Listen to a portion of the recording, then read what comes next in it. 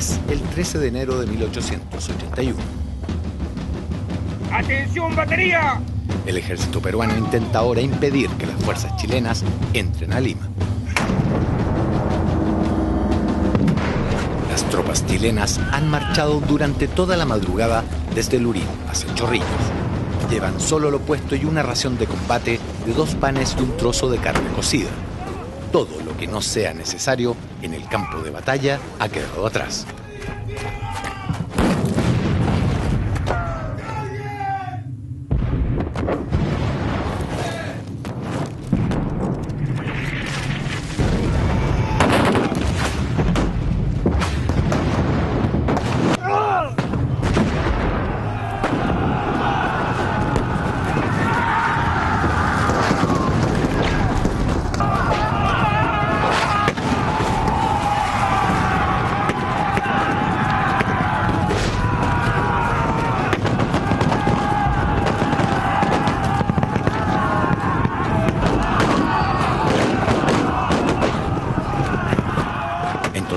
Más de 8.000 soldados de ambos países morirán en menos de 24 horas, en una de las batallas más cruentas de toda la Guerra del Pacífico.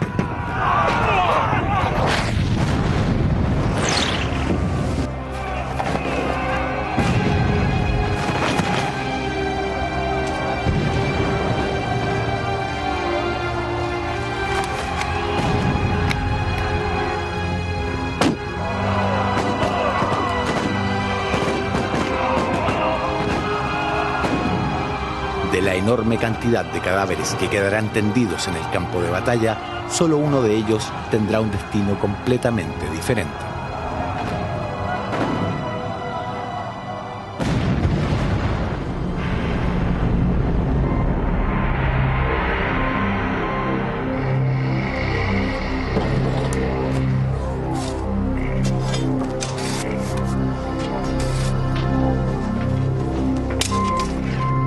El 10 de marzo de 1998, el cuerpo de este soldado fue encontrado casualmente acá, en el distrito de Chorrillos, por un grupo de obreros que construía un cerco para la Escuela Nacional de Policía en el Cerro Zigzag.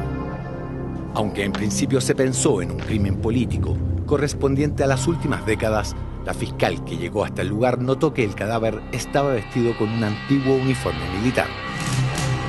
Entendiendo que se trataba de un hecho histórico, dio aviso al Instituto Nacional de Cultura, cuyos profesionales exhumaron el cadáver. Los expertos se sorprendieron al descubrir que el entierro salía de lo común. El cuerpo estaba rodeado de armas y accesorios de combate, dispuestos en un orden específico, como si alguien hubiese realizado algún tipo de ritual. Los restos del soldado chileno están perfectamente conservados. Mantiene intacto el uniforme, vestía chaqueta roja, pantalón beige y un pañuelo en la cabeza. Aún portaba su bayoneta y algunas municiones de fabricación. A diferencia de lo que sucedió en Perú, donde este increíble hallazgo tuvo una gran cobertura de prensa, en Chile la noticia pasó casi inadvertida. Entre las pertenencias se encontró una pequeña libreta en la cual anotó fechas y lugares desde el ingreso de las tropas chilenas a territorio peruano en 1880. Mientras los heridos quedan rezagados, el ejército se toma el balneario de Chorrillos. Chorrillos es ocupada después de la batalla, ¿no? Y se deja que las tropas chilenas saqueen durante la noche. Se repiten las escenas que son más o menos habituales en una guerra, en una ocupación de este tipo: saqueos, incendios, violaciones, etc. Diría yo, el 90% del ejército chileno estaba formado por peones, gañanes, por rotos, y estaban acostumbrados ellos, por siglos de la guerra contra los mapuches, a asaltar y robar, asaltar y robar, asaltar y robar, pillaje. Entonces, claro, en esta guerra va a ocurrir lo mismo, porque si no les pagan, entonces permiten el pillaje para contentar a la tropa. En esas horas de confusión, destaca en el lado peruano un oficial de gran experiencia y capacidad organizadora, el coronel Andrés Avelino Cáceres. Aprovechando el desorden en Chorrillos, Cáceres concibe un audaz plan. Cáceres solicita a Pierola, al dictador Pierola, que le permita, tiene 2.500 hombres que ha juntado, atacar en la noche.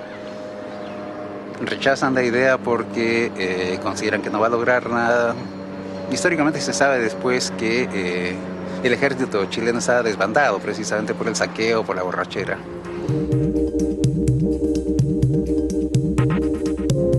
Estamos en el corazón de Miraflores, uno de los barrios más exclusivos y caros de la capital peruana.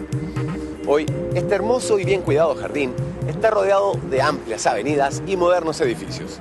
Pero hace 130 años esto era un campo donde se libró una batalla decisiva para la caída de Lima frente al ejército chileno.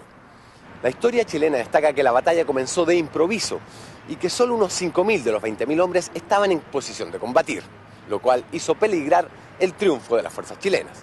La historia peruana destaca que los defensores estaban en inferioridad numérica y menos preparados para este combate.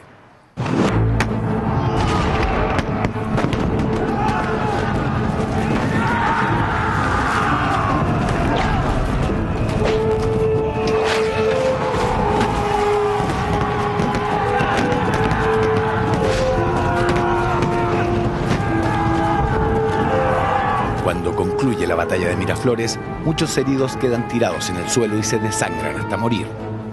En total, mueren más de 2.000 chilenos y alrededor de 3.000 peruanos. Ya no hay nada que impida la entrada de las tropas chilenas a la capital peruana. A partir del 15 de enero, cuando se produce la entrada del ejército del Chile por la parte sur de Lima, entonces se entra primero al centro de Lima, hacen su despliegue con bandas musicales por el centro de Lima, por el Jirón de la Unión, hasta llegar al Palacio de Gobierno, y a continuación se reparten por los principales barrios de la ciudad, que en ese tiempo normalmente la ciudad estaba inclinada hacia el este, donde estaba tanto la zona de la universidad, los principales hospitales y el Colegio de Medicina, que era la zona, digamos, la zona más fuerte, la zona más rica de la ciudad en ese entonces. ¿Y por qué entró el ejército inmediatamente después de Miraflores, a los 2 días? Porque el alcalde de Lima lo pidió, ¿no? Lo pidió porque los peruanos estaban saqueando Lima y mataban a los chinos y a los barrios pobres y saqueaban las casas de préstamo, los bancos, las casas comunes de la gente. Un desorden en Lima y por el propio ejército peruano derrotado. En enero de 1881, Patricio Lynch queda a cargo como general en jefe de las fuerzas de ocupación chilenas en la capital peruana. Más de un siglo después, los historiadores no se ponen de acuerdo en cómo evaluar su gestión. Una administración progresista que introdujo orden. Lo otro, bueno, es los saqueos, que creo que tienen un objetivo muy claro, aparte de la cuestión económica, ¿no? Que es tratar de retardar la recuperación peruana para evitar una previsible búsqueda de revancha, ¿no? Eso es una ocupación, eso no es un intento de gobernar, eso es una forma de hacer posible las negociaciones que en última instancia debilitan al Perú y que les permite, como se llama, obtener esos territorios. Seguimos la pista de los saqueos perpetrados por las tropas chilenas en la antigua Universidad de San Marcos. También indagamos en lo que pasó en los laboratorios y bibliotecas de la Escuela de Medicina, la Escuela de Ingenieros y el Jardín Botánico de Lima. Lo más valioso en el caso de la Escuela de Ingenieros son los equipos. Los equipos son alrededor de 9.000 equipos. La verdad es que 9.000 equipos sí es bastante. Es todo lo que tenía actualmente la escuela, que estaba bastante bien equipada, ¿no? Hemos hecho un estimado así de lo que es la universidad, o sea, entre lo que tenía la universidad y la Biblioteca Central, la Facultad de Ciencias y la Facultad de Medicina nuestra, en total nosotros hemos llegado a una cifra de 60.000 volúmenes. Los libros los han encajonado, los han embalado, les han puesto un rótulo que dice PL. Valparaíso. Los investigadores peruanos tienen sospechas sobre la identidad del destinatario de estos bienes. ¿Puede ser Pedro Lagos o Patricio Lynch? No lo sabemos. Desde la Universidad de San Marcos, las tropas se fueron a la Biblioteca Nacional de Lima, donde había tesoros culturales que se remontaban a la época colonial y que testimoniaban la riqueza del virreinato del Perú. Esta es la Biblioteca Nacional de Lima, en Perú, que por estos días ha hecho un inventario y está trasladando todas sus obras a una nueva sede. En ese inventario faltan unos 15.000 libros que según numerosos documentos peruanos se encontrarían en Chile desde la ocupación de Lima por parte del ejército chileno durante la Guerra del Pacífico. Dentro de los monumentales salones de esta biblioteca pudimos conocer a cuánto correspondería hoy el valor de aquellos bienes culturales robados durante la ocupación chilena de Lima. Hemos hecho nosotros una tasación para el traslado a la nueva sede y esa tasación hecha por especialistas asciende más o menos a 500 millones de dólares, ¿no? Pero es difícil saberlo. Yo creo que no tanto el valor monetario como el valor simbólico, digamos, ¿no? ¿Hubo saqueos en Lima? Ninguno. ¿No hubo saqueos? Ninguno. Ocurre, esto es parte de la mitología peruana y hay dibujos terribles y qué sé yo, todos inventados. Hay documentos de la administración Lynch, han sido publicados por Ahumada, ¿no? Haciendo evaluaciones económicas de la factibilidad de llevarse los ferrocarriles, por ejemplo.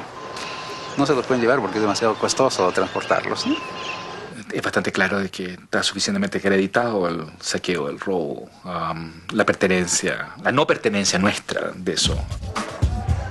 Los historiadores no son los únicos que todavía no se ponen de acuerdo sobre lo que realmente ocurrió en Lima durante la ocupación chilena. En las escuelas de Lima y Santiago son notorias las diferencias de énfasis con que se analiza la actuación de Chile. Invadió Perú, arrasó con todo, violó mujeres, mató. Finalmente nuestra mejor Biblioteca Nacional le hicieron el establo de su caballería. El Perú fácilmente no se ha podido levantar. Chile nos debe mucho. En todo conflicto bélico, yo lo señalaba anteriormente, siempre hay, ¿no es cierto?, daños colaterales, como se llama. Y los daños colaterales siempre van a existir. Es decir, nosotros nos señalamos, ¿no es cierto?, en nuestra historia no se hace hincapié a esos elementos. A lo mejor hay un desconocimiento. Tampoco se niega que nos haya hecho. Es decir, no somos partidarios ni apoyamos esa situación. Es decir, yo creo que lo primero que se tiene que defender dentro de una invasión o dentro de una toma de un territorio son al menos esos recursos históricos que forman parte de la historia de cada nación. Pero lamentablemente en un conflicto bélico...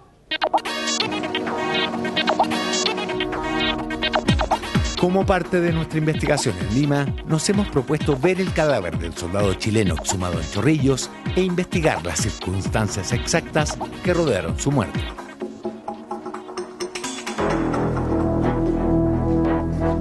Acá, en el Instituto Nacional de Cultura, arqueólogos y antropólogos nos ayudarán a descifrar el misterio que todavía rodea a este soldado, cuyo cuerpo se ha convertido en nuestro vínculo más directo con la Guerra del Pacífico.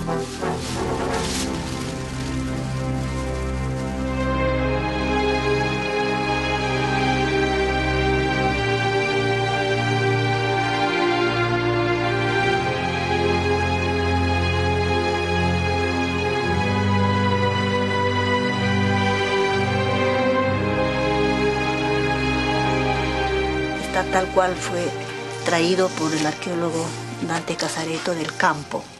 No estaba muy profundo, más o menos entre 50 y 60 centímetros, ¿no? Cubierto casi por la arena. Tras la batalla de Chorrillos, la retaguardia del ejército chileno recorrió el campo de batalla buscando sobrevivientes. Es probable que uno de estos grupos haya encontrado el cuerpo del soldado chileno y haya decidido sepultarlo.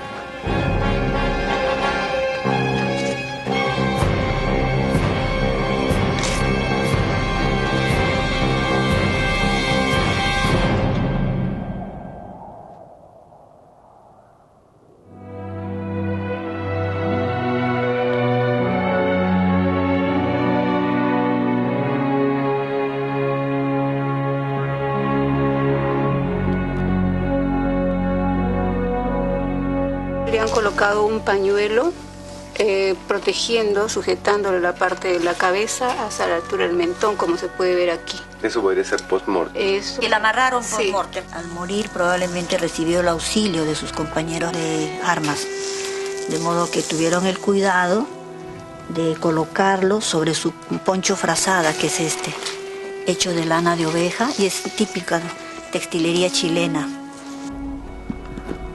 Quizás este mismo grupo, por razones que todavía son un misterio, enterró al soldado de un modo particular, rodeándolo cuidadosamente de todas sus armas y enseres.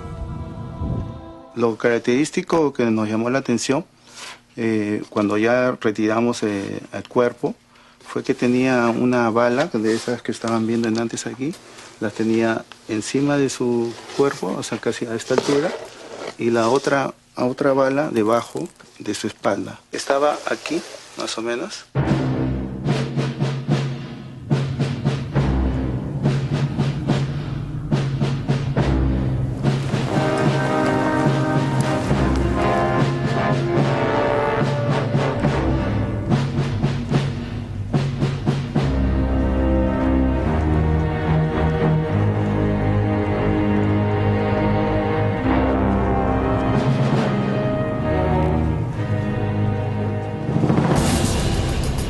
Los objetos que aparecieron tras la exhumación son su yatagán o sable de combate, algunas municiones, los botones de su guerrera grabados con el escudo de Chile y su cinturón portabalas o canana.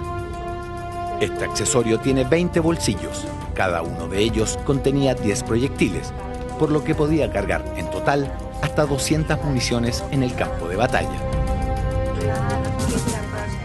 Al mirar el reverso de la canana aparecen unas letras escondidas, cuyo significado no han podido descifrar los expertos peruanos.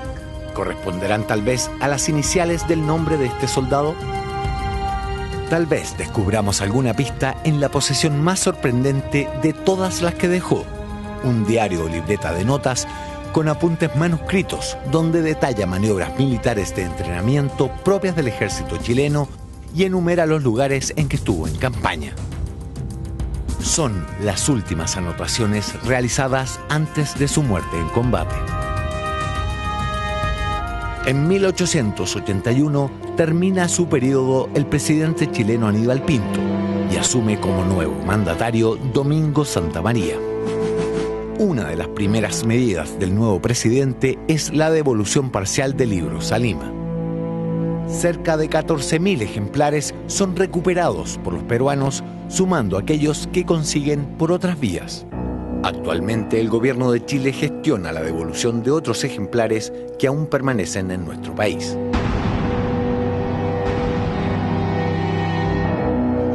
En estas montañas, pertenecientes a la Sierra Peruana, en el corazón de los Andes, se refugiaron las tropas que sobrevivieron a la caída de Lima.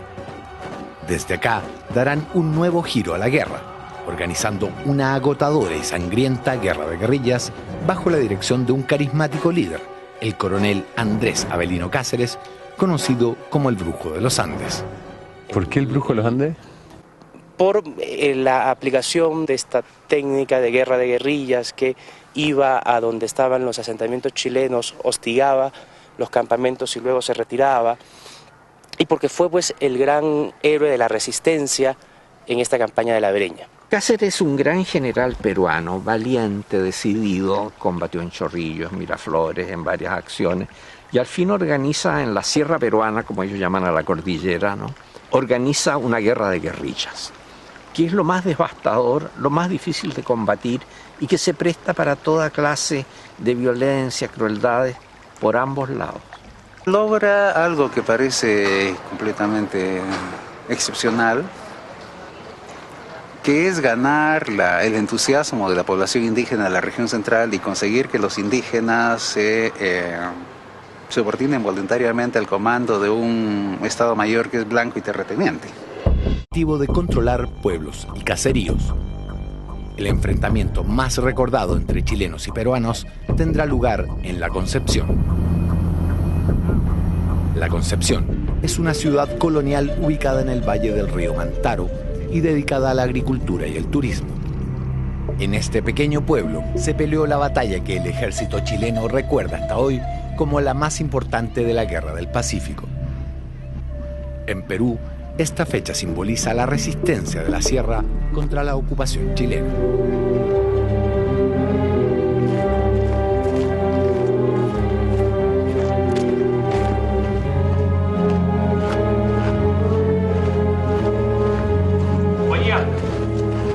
llegado nuestro destino a la Concepción. ¡Estancia! ¡Viva Chile! ¡Viva! La cuarta compañía del regimiento Chacabuco está encabezada por el teniente Ignacio Carrera Pinto, de 34 años y nieto de José Miguel Carrera, prócer de la Independencia. Carrera Pinto ha sido ascendido a capitán, pero nunca llegará a saberlo. Los chilenos han entrado en un pueblo hostil.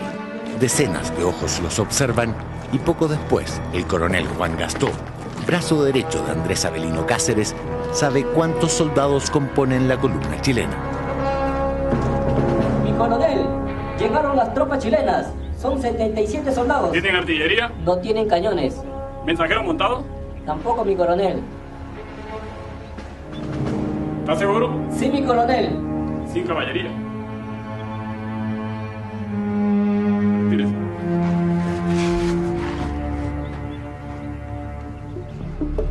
Así luce hoy la iglesia de la Concepción, construida sobre las ruinas del convento en que se peleó la batalla de los días 9 y 10 de julio de 1882.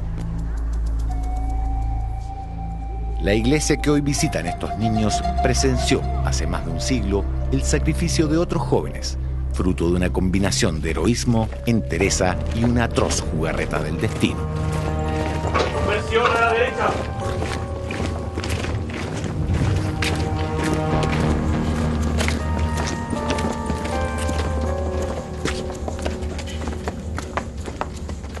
Descansen, armas. Bienvenido a la Concepción, mi teniente. Lo recibe el subteniente Julio Montt, de 20 años, quien se había quedado en el pueblo porque estaba convaleciente de tifus. Hay 8 soldados enfermos de tifus, mi teniente. Y hay 3 mujeres conmigo en la guarnición. Una de ellas está embarazada a punto de dar a luz, mi teniente. Brescalto. Sí, mi teniente. Ausente la compañía en el lugar. A la orden, mi teniente.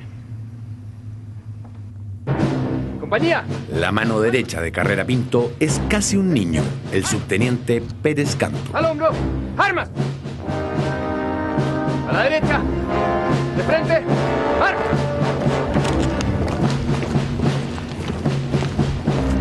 Aunque los chilenos lo ignoran, las tropas y montoneros del coronel Gastó ya se mueven hacia el pueblo. Estaba compuesta más o menos por 200 soldados y unos 1000 montoneros. Los partes de guerra chileno hablan de 1500, pero hayan sido 1500 o 1000, verdaderamente la superioridad numérica era increíble. Por aquellas quebradas bajaron 300 soldados peruanos y 1 millar de montoneros. Avanzaron por el pueblo de Concepción, o La Concepción en la historia de Chile, y cercaron esa iglesia a mis espaldas, donde estaba la cuarta compañía del regimiento Chacabuco al mando de don Ignacio Carrera Pinto. En este lugar se libró una de las batallas más emblemáticas de la Guerra del Pacífico. ¡Peruano, peruano, mi teniente! ¡Por el norte! ¡Me voy a...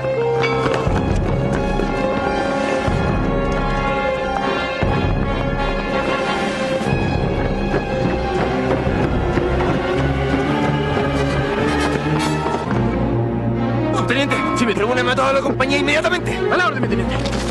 ¡Soldados, mis armas!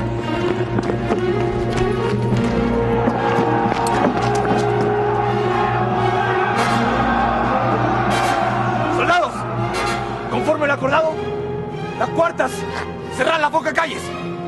Cuiden sus municiones. Tenemos 100 tiros por cabeza. Disparen solamente cuando esté el blanco en la mira. ¡Subtenientes!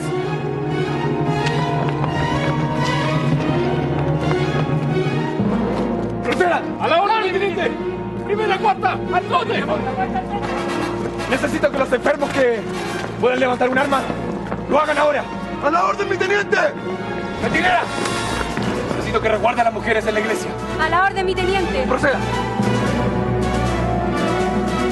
Y Carrera Pinto ordena que lo mejor es no enfrentarlos a campo abierto, para de esa forma no el terreno no esté a favor del contingente peruano, sino rodear el perímetro de la Plaza de Armas, de la Plaza Mayor, que sería donde vemos esos árboles enfrente de la iglesia, rodear el perímetro y desde ahí comenzar a resistir. ¡Mega fila, rodilla en tierra!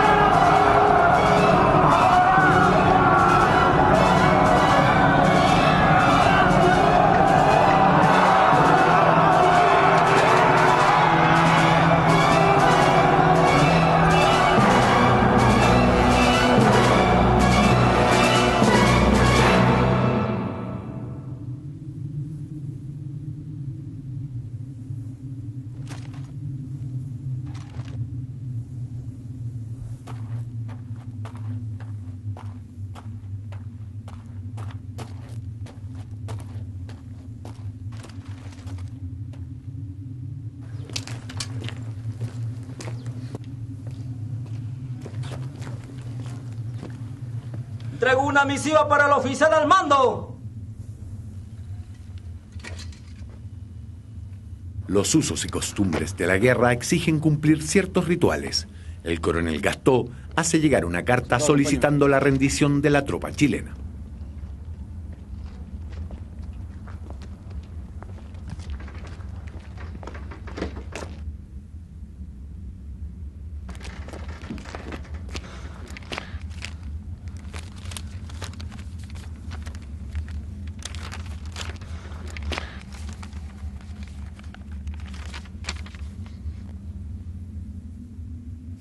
¡Soldado!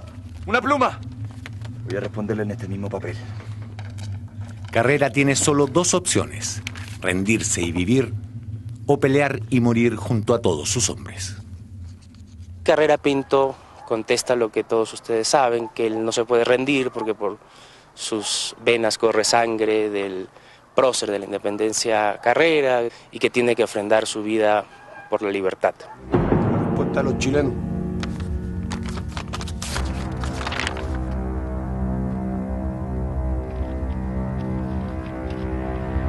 Si fuego quieren, fuego tendrán.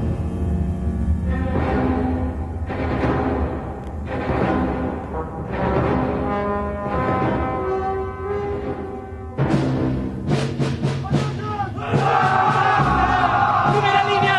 ¡Fuego!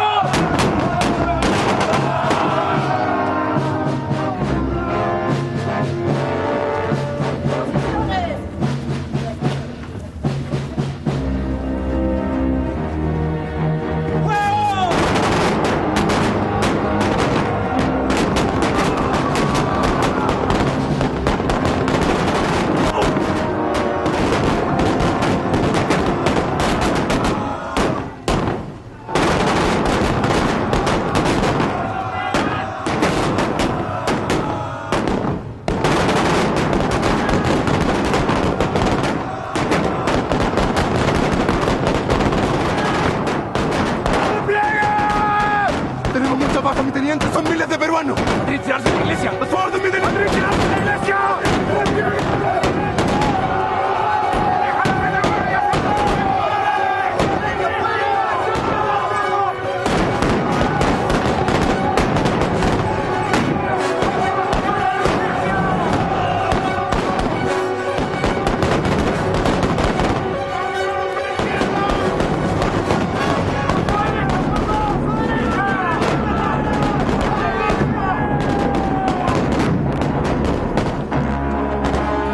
Junto al historiador Joseph Dagger, fuimos hasta el interior de la actual iglesia de la Concepción para reconstruir cómo fue esta segunda etapa del combate. Cuando ya no pudieron resistir más porque la superioridad numérica peruana era grande, entonces se atrincheraron dentro del convento, ¿no? Dentro de lo que hoy es esta iglesia.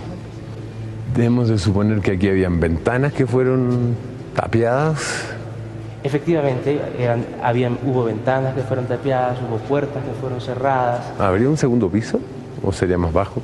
Yo creo que sería más bajo, sí. Y el material incluso de la época, que después ha sido reconstruido, pero el material era adobe. Adobe, resistía el impacto. La tarde deja lugar a la noche rápidamente entre los cerros de la Sierra Peruana. En la cocina del convento ocurre lo inimaginable. La vida en ese rincón de la iglesia de la Concepción se impone en medio de tanta muerte. ¡Puja, puja! ¡Vamos, vamos! ¡Ahí viene, puja!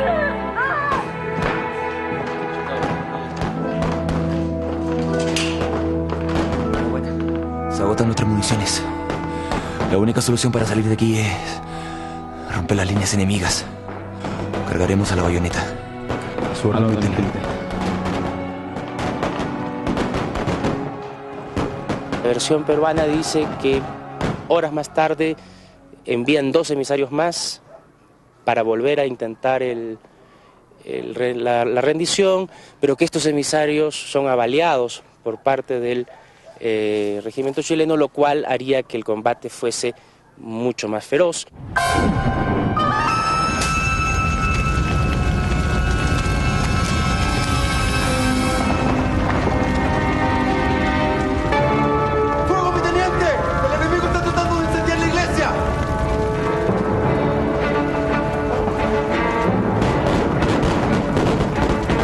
protegidos por sus improvisadas trincheras y por los muros de adobe, los chilenos soportan el asedio.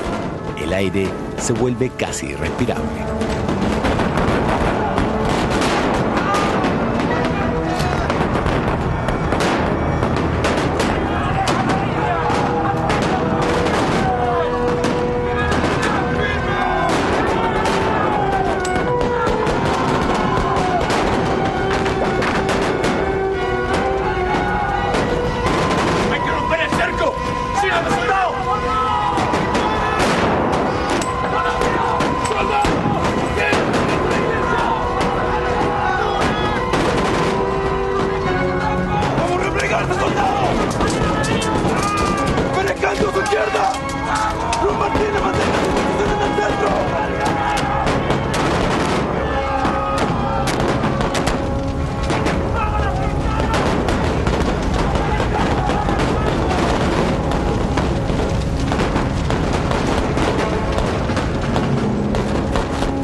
Fuentes hablan de una resistencia entre 15 y 20 horas que habrían hecho estos combatientes chilenos, primero afuera, como digo, en la Plaza de Armas, luego aquí adentro, y aparentemente todo estaría terminando al día siguiente, el 10 de julio, hacia las 9 de la mañana.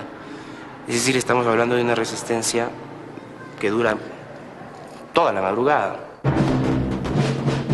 Amanece en el pueblo de la Concepción. Las bajas chilenas cubren el atrio de la iglesia.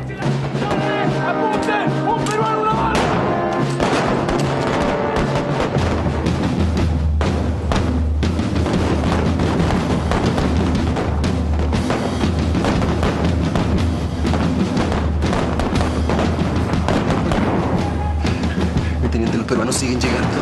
Usted va a quedar al mando. Usted va a quedar al mando, ¿me entendió?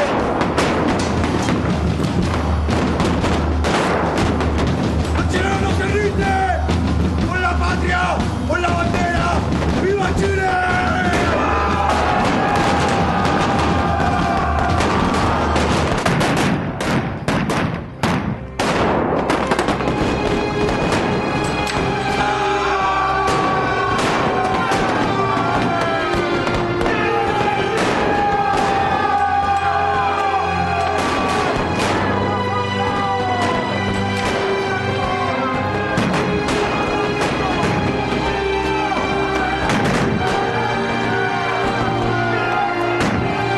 Según la versión peruana, a las 9 de la mañana del 10 de julio, salen rendidos entre 6 y 12 chilenos. ¡Chilenos, ríndanse! ¡Su vida será respetada! Ustedes saben que no nos van a respetar la vida, soldado. Los chacabucanos no se rinden. En la hora final, el único oficial vivo que queda es el subteniente Luis Cruz Martínez, de apenas 16 años. Un joven que esperaba el fin de la guerra para terminar sus estudios en el Liceo de Curicó. A él y a cada uno de sus hombres les queda solo una bala. Y por la patria, un chileno no se rinde jamás. ¡Viva Chile! ¡Fuego!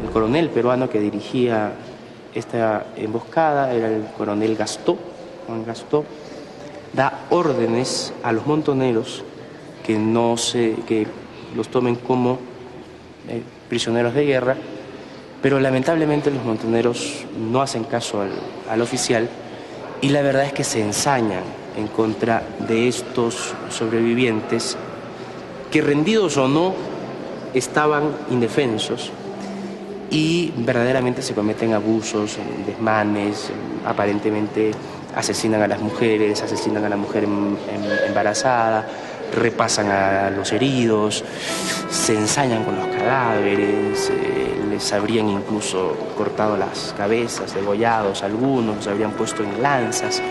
El último acto de esta tragedia se vive a las 10 de la mañana de ese mismo día, cuando las tropas de Estanislao del Canto, los refuerzos que tanto esperaron los héroes de la Concepción, entran al pueblo. A las 10 de la mañana del lunes 10 de julio de 1882, apenas una hora después de la muerte de Luis Cruz Martínez y de los últimos soldados del regimiento Chacabuco, las tropas encuentran los cadáveres aún tibios de sus camaradas. Estanislao del Canto decide, como un homenaje póstumo a Carrera Pinto, Montt, Pérez Canto y Cruz Martínez, recoger sus heroicos corazones para trasladarlos a Santiago. Luego ordena incendiar la iglesia junto a los cuerpos de los caídos. La tropa chilena, enardecida, da rienda suelta a su ira, incendia el pueblo y fusila a los montoneros peruanos que quedaron rezagados. Los corazones de los héroes de la Concepción descansan hasta el día de hoy en la Catedral Metropolitana de Santiago.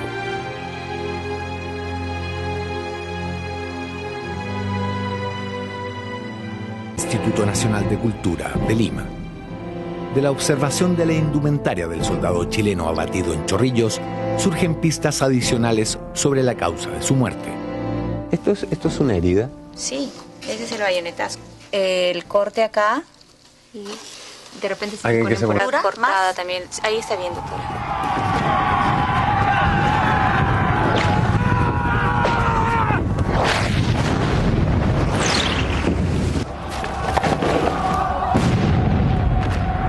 Ahí en la camisa se ve claramente la sangre. Como es más clara la camisa, se ve la mancha de sangre. Entonces está llegando hasta el cuerpo, pues ese bayonetazo. Es probable que este bayonetazo haya derribado al soldado, pero la causa definitiva de su muerte habría sido un balazo recibido entre el parietal y uno de sus pómulos.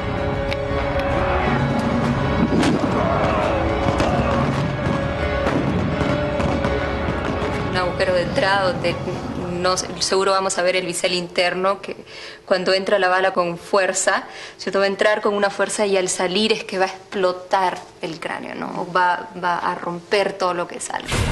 El análisis forense es claro y preciso, pero la visión directa del cadáver, a pocos centímetros de distancia, muestra en toda su magnitud lo violenta que fue esta muerte.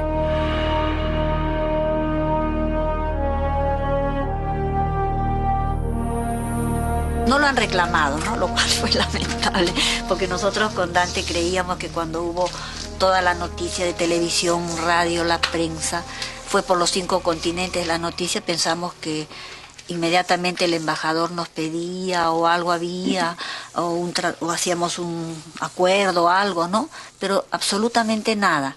Es un símbolo no solo chileno, sino también peruano, porque sabemos que en una guerra nadie gana ni nadie pierde, todos perdemos.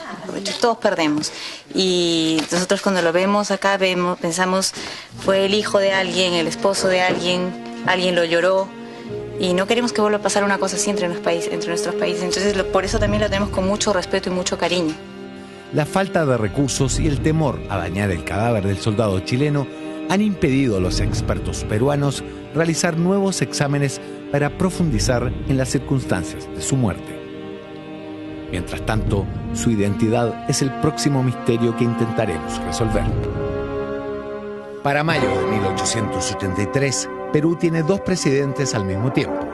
Uno de ellos, Miguel de Iglesias, está dispuesto a firmar la paz con Chile. El ejército chileno envía tropas a proteger a Iglesias y sale a buscar a Andrés Avelino Cáceres. La batalla decisiva se pelea en Huamachuco, un pueblo de 8.000 habitantes ubicado en la Sierra Norte peruana.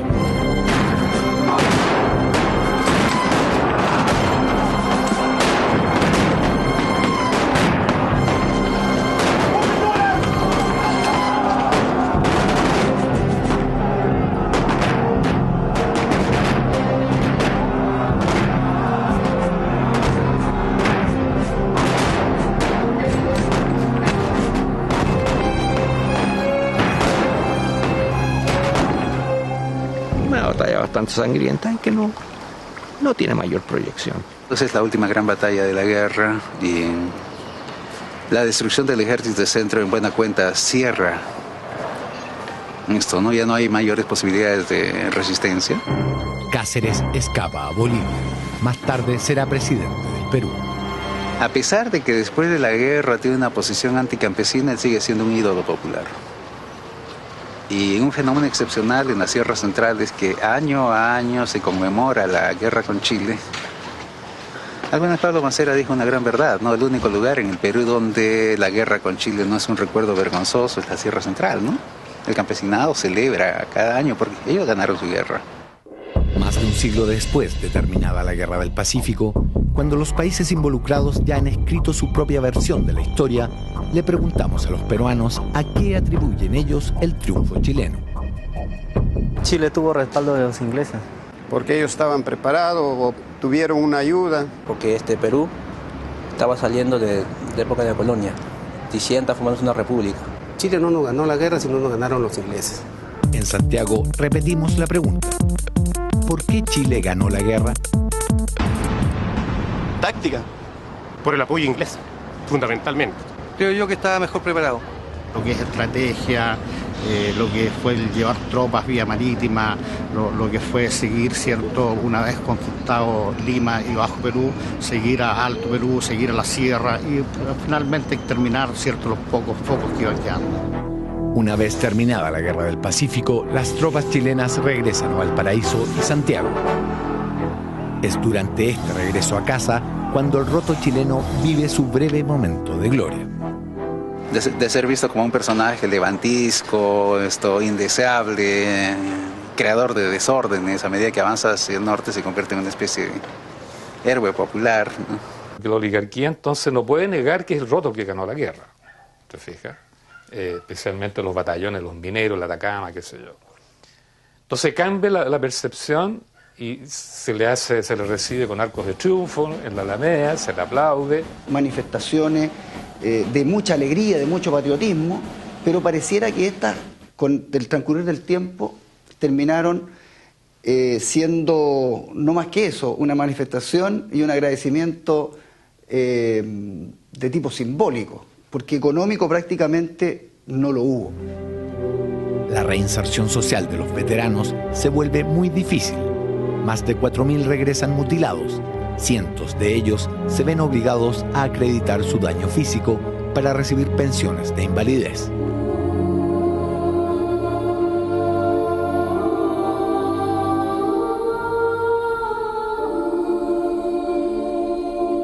La mayor parte de las veces, las pensiones resultan insuficientes. Y aquí aparece entonces de nuevo el vagabundaje, con una diferencia. Ahora este es un peón que se acostumbró a andar con fusil a caballo y matando. Entonces, recrudece la delincuencia después de la Guerra del Pacífico. Algunos veteranos terminan pidiendo limosna en la calle.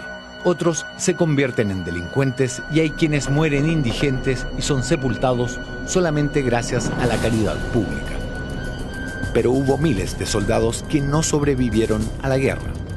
Sus cuerpos quedaron diseminados en los campos de batalla, donde eran incinerados a las pocas horas para evitar infecciones y plagas.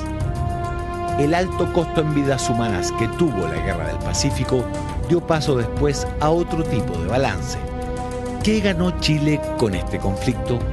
Es fundamental para definir el equilibrio geopolítico de América Latina, ¿no?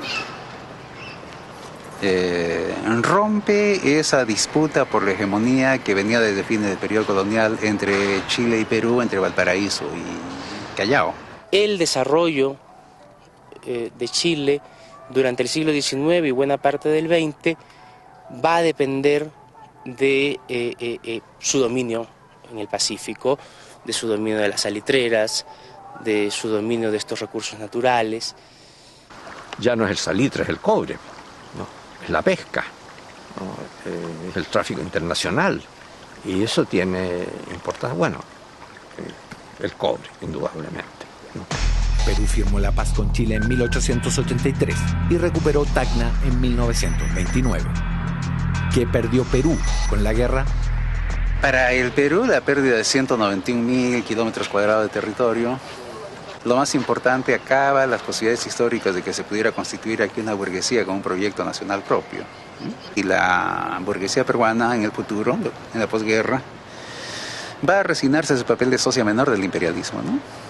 garantizar el orden interno para los negocios de las empresas extranjeras, pero sin ninguna pretensión de independencia. Bolivia firmó la paz con Chile en 1904. ¿Qué perdió Bolivia con esta guerra? Bolivia entregó todo un departamento, desde el paralelo 23 hasta el río Loa.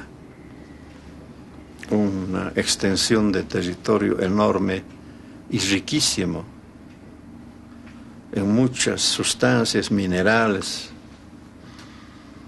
¿Qué recibió a cambio? En 1879, esta era la realidad geopolítica sudamericana. Para 1884, cuando la Guerra del Pacífico termina, el mapa ha cambiado drásticamente. La principal consecuencia de la guerra sigue siendo la mediterraneidad boliviana.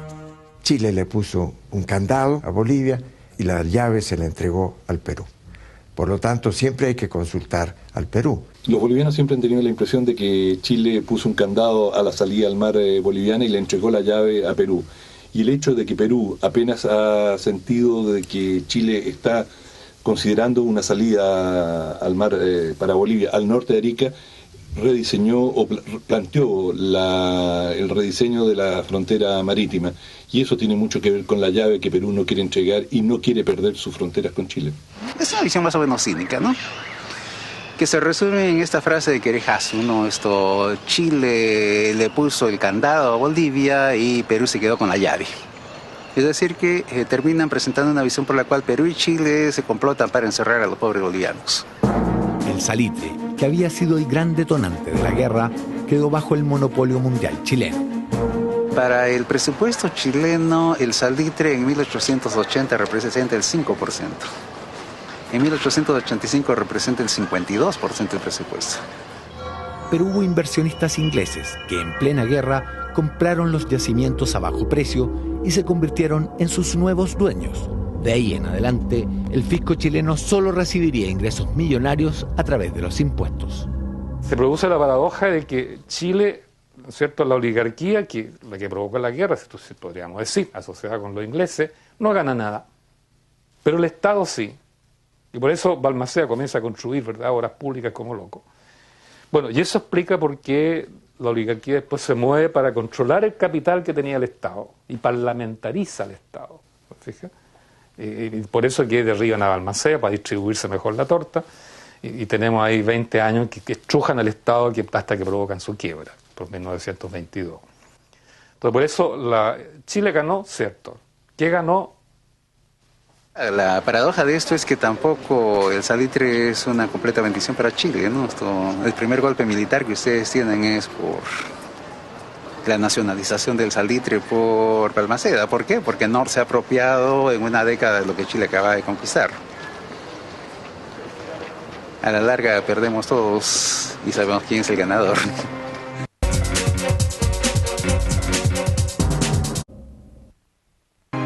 Al igual que para miles de víctimas anónimas de los tres países, para el soldado chileno cuyo cuerpo fue encontrado en las afueras de Lima, hay un epílogo que aún no se ha escrito. Todavía falta conocer su nombre y saber quién fue. Con la información recopilada en Perú y una copia de la libreta del soldado, regresamos a Santiago a conocer algunas de las hipótesis que han surgido para identificarlo. La primera pista que trajimos a los investigadores de la historia militar chilena fueron las iniciales grabadas en la canana del soldado. Nosotros inicialmente pensamos que podría corresponder a las iniciales del soldado, pero después fuimos descartando eso y pensamos hoy día que perfectamente pueden corresponder a la fábrica que confeccionó realmente el cinturón. Podría ser una fábrica de Samuel Valdivieso, que era una sastrería famosa y con muchos talleres de la época se dedicaron a la confección de este tipo de este modelo de porta cajas de munición. Su aspecto físico, su uniforme y sus otras posesiones dan pie a una primera teoría sobre su identidad y grado. Yo me inclino porque un soldado o un cabo del regimiento Talca, del sector general de empleo del regimiento, y me inclino por un cabo justamente porque era una persona que leía y escribía, lo cual le daba ya un carácter distinto al resto de la tropa, además de una contextura muy especial para la época. El promedio de estatura de la tropa era de 1,58 m a 1,60 m, y este señor medía alrededor de 1,75 m. Basándose también en cartas de la época y en un nombre que aparece escrito en la libreta del soldado, este investigador sostiene que podría tratarse del cabo Juan Vázquez. El Gigantón Vázquez, lo cual a mí me lleva a pensar, ¿no es cierto?, que Gigantón podría ser una persona de 1,75 m en la época. Las pistas que nos acercan a otra hipótesis sobre su identidad se encuentran en las actividades cotidianas descritas en la libreta del soldado. Hay algunas entregas de alimentación, de algunos de ganado en pie, típicamente porcino, y lo que llama la atención de repente que dice algo de conducción, habla de conducción. Esto obviamente a nosotros nos indica que se trata de actividades de tipo logístico, de actividades de tipo abastecimiento, de suministros. En esa época había una comandancia general de equipajes y bagajes que estaba dedicada a eso. Ya. Esta es la lista de la unidad de comandancia de bagaje y equipaje que participó en las batallas de Chorrillos y Miraflores. Encontramos aquí a don Juan Esquet como empleado de esta comandancia de bagaje, y más abajo en los capataces a Francisco Guajardo, que también murió en batalla, que son los únicos dos que murieron en batalla. De estos dos nombres hay uno que destaca como el más probable, tomando en cuenta los siguientes datos. La libreta y el tipo de actividad que se registra en la libreta, que son actividades de tipo logístico. Segundo es el protocolo de la autopsia que se le hizo en el Instituto Nacional de Lima, la cual dice que tiene una chaqueta marrón o blusa marrón, que es la chaqueta el color que usaban las unidades de intendencia del ejército de la época. Y participó ese día en el sector de Cuesta Zigzag, fue muerto en el sector, se perdió contacto con él, y la verdad que la botonadura con escudo chileno, que le hace una cierta distintivo especial, nos hace pensar que podría ser el empleado Juan Esquet. Tras revisar todos los archivos fotográficos de la época, aparece una imagen de la unidad logística de la Comandancia General de Equipajes y Bagajes, tomada providencialmente apenas unos días antes de la batalla de Chorrillos. Esta unidad está integrada por capataces y por arrieros. Todo hace suponer, por los rasgos físicos y por el tipo de contextura, que Juan Esquet debiera ser esta persona, probablemente.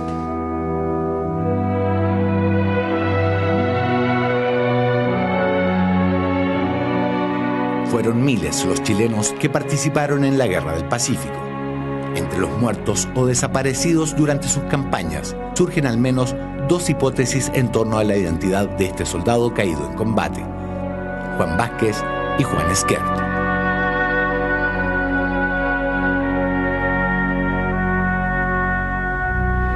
La epopeya de este soldado es también la de miles de soldados chilenos, bolivianos y peruanos. Sus ojos vieron y sus almas sufrieron las mismas penurias, el mismo dolor de otros miles de combatientes de los tres países que volvieron a sus hogares victoriosos o derrotados, vivos o muertos.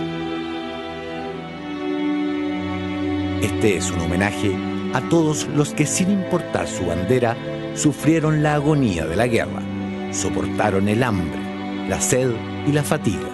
Se sobrepusieron al horrible miedo que caló en sus corazones antes de la batalla, que vieron caer a sus amigos y finalmente supieron enfrentar la muerte con dignidad y heroísmo.